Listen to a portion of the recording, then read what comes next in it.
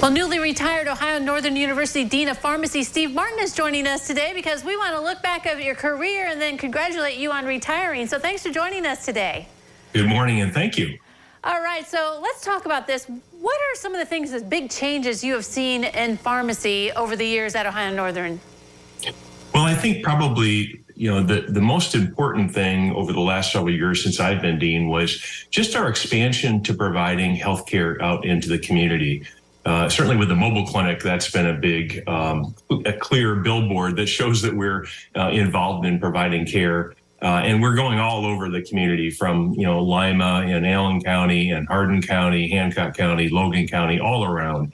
I mean, that certainly has been one, major change for us. And if you recall back to the COVID era, that was a major player in our region too.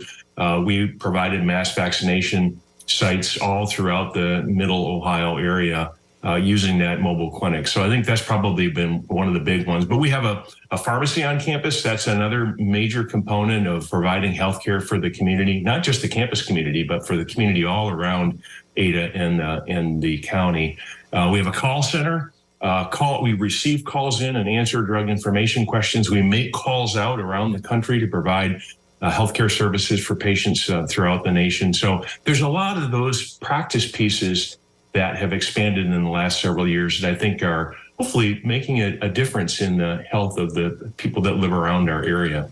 Yes, and you mentioned COVID and the pandemic. I mean, while that was, it's tragic, it's hard to believe we lived through that, but I mean, that must have been almost the best teaching tool you could have had for some of your students. You're absolutely right. I mean, certainly none of us would wish to have another pandemic, but given that opportunity, we really had a chance for students to step up and play a major role in public health for Ohio. And they did it, and they did a great job of it.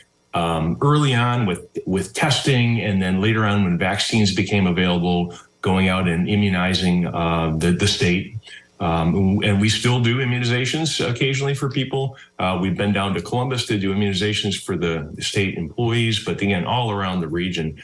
And then testing. And we just recently sort of ended our official testing program in the spring, but we've been testing patients for COVID since those tests became available really early in 2020. So a lot of infrastructure that was built at the university in order to address the COVID pandemic, a lot of training for students. Students had a chance to interact with the public in ways that just never would have happened had we not had that opportunity. Again, wouldn't wish it to happen again, but I think we did have a lot of positive outcomes, not only for our students, but for the profession and for healthcare overall that came from the pandemic.